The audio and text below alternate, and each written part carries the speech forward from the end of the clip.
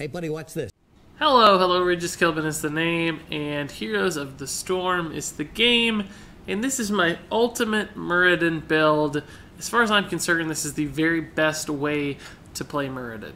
And Muradin's a very good hero to have in your roster. He's one of the most reliable and consistent tanks. He's very well balanced. He's never particularly overpowered or underpowered, making him a stalwart of sorts in the warrior world. If you need a tank that you know you can count on in any given Hero League game or quick match game, having Muradin is the perfect answer. He's got survivability, he's got stuns, he's got escapes, and he's a very affordable hero, only costing 2,000 gold or $3.99. So there's really no excuse not to have Muradin as a part of your roster.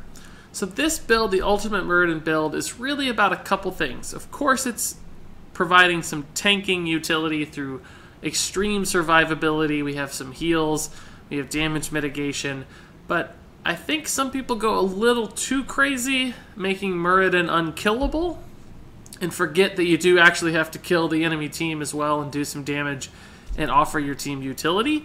So this build mixes in a couple different things to make your stuns more effective and actually makes them able to be casted more often.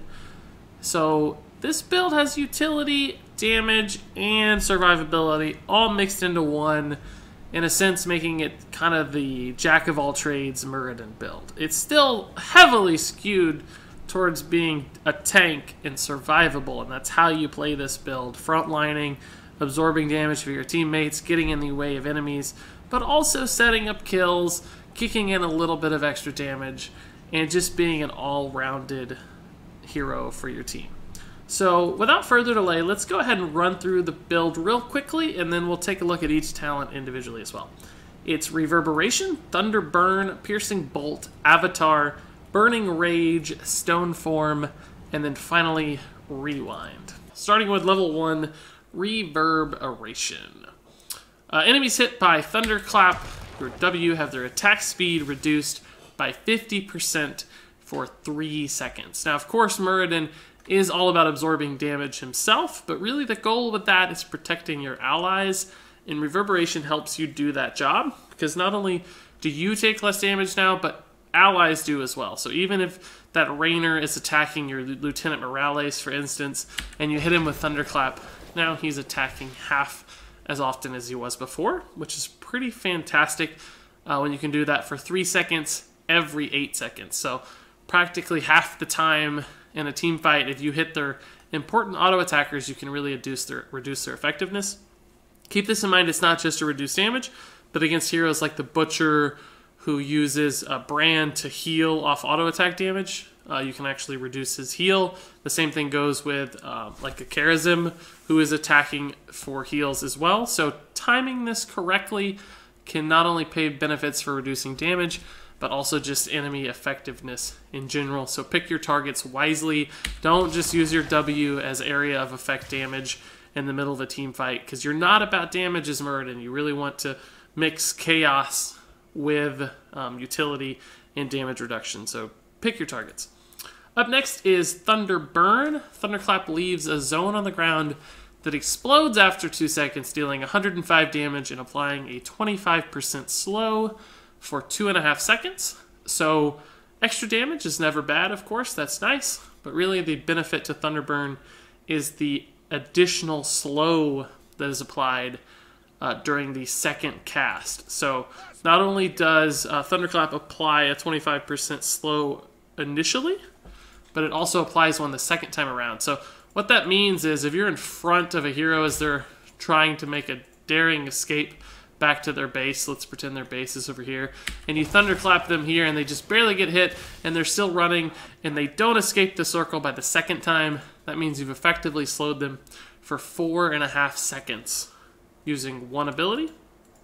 And even though it's only a 25% slow, that's certainly enough to allow both yourself and your team to keep up and hit them much more easily and likely secure that kill. Can also make a difference when you're peeling for allies, like setting up a little circular barrier that discourages enemies from approaching, because they know if they step inside that circle, they're going to take a little bit of damage and receive a slow as well. So you can use it as a zoning tool that basically says, don't come inside this circle, bro. That's where my allies are. Moving on to level 7, Piercing Bolt. Your Storm Bolt now penetrates through the first target hit, hitting 1 additional target. So anyone who has played Muradin against like a Zagara or an Anubarak knows that sometimes your Storm Bolt will hit one of their little summons, hit a little bug instead of hitting the intended target, and that's the most frustrating experience in the world. That also happens, of course, with standard minions. So this means that no matter what's standing in the way, as long as there's only one thing in the way, you'll still be able to hit that enemy hero with your stun. As you can see, Arthas was stunned right through our little wizard there. So that makes it a little easier to hit your stun. There will also be scenarios where 2 enemy heroes will be lined up right in front of one another. You can actually stun both of them, which is such a ridiculous power play that in instances those happen, you're just giving your team such a huge advantage. You almost have to win the team fight at that point. So it's good regularly and also great in big plays, which makes Piercing Bolt just too good to pass up in my mind, despite the fact that I think Battle Momentum is a really fantastic talent. Piercing Bolt still takes the cake on this one. At level 10, we're going to choose Avatar, even though it was pretty significantly nerfed recently and that the stuns on basic attacks were removed. The health bonus and the defensive utility that Avatar provides is just too good to give up in favor of Haymaker. I mean, certainly Haymaker can do some pretty cool damage and some neat stuff and set up some big plays, but Avatar is just so consistent and reliable, and really at the core of Muradin's design, which is long-term survivability in a fight, that you just can't give up on Avatar. And it just looks so cool too, right? Particularly when you have the master skin like this and he turns all gold.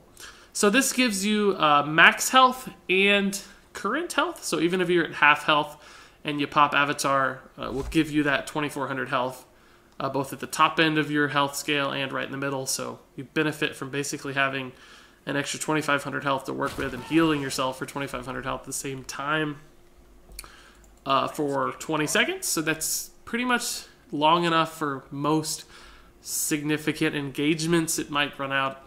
You might not cast it right away, but it's still enough to make an impact, give your healer some time, and really scare the enemy team with your giant Muradin-ness. One side benefit of this, you'll notice that as Muradin grew, his circle here also grew, this yellow indicator. That is a measure of his collision radius, so you're actually technically a little bit better body blocking as well while Avatar is active, which can make a difference when you're trying to get in someone's way and help secure that kill or prevent them from reaching an ally. So keep that in mind as well. At level 13, we will choose Burning Rage. Deal 50 damage per second to nearby enemies. Of course, this is not a defensive talent. It's totally offensive in nature.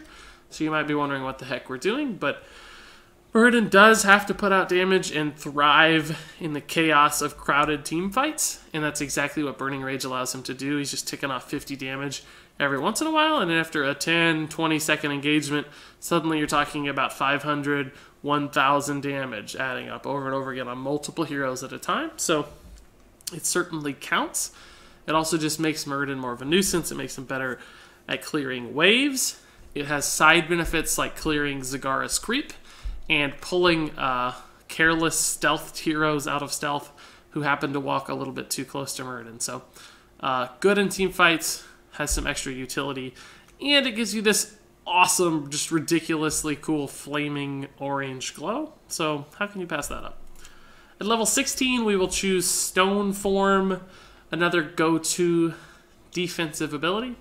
You activate to heal for 50% of your maximum health over 8 seconds. Second Wind is disabled during this time. So this is just a huge, ridiculously giant heal. It's a heal that does take a little while to go through, so don't wait forever to cast Stone Form. But cast it early enough that you can benefit. So you can cast it now. If you know you're going to take extra damage, you'll still get the full value of the heal, even though when you casted it, you had more health than the heal provided. So keep that in mind. You can cast it pretty early as long as you know you're going to be taking damage. It has a reasonably short 60-second cooldown. That means once per fight, but it'll be there for practically every fight, right? So it's good in that regard. One synergy to note between Stone Form and Avatar is that you'll note when I don't have Avatar on and I cast Stone Form, it's healing me for 350 health per tick, which is a lot of health. But watch what happens when we cast Avatar first and then we cast Stone Form. It's actually going to heal us now for 504 health. That's because Stone Form is based on a percentage of your total health, 50% of your maximum health, and Avatar increases your maximum health by 2400. So if you cast Avatar first, take a little damage, then cast Stone Form, you're going to end up receiving a much larger heal in the end, so keep that in mind. And then finally at level 20, we're going to choose Rewind. Hit this button to reset the cooldowns on your basic abilities. Rewind really for Muradin is all about one thing.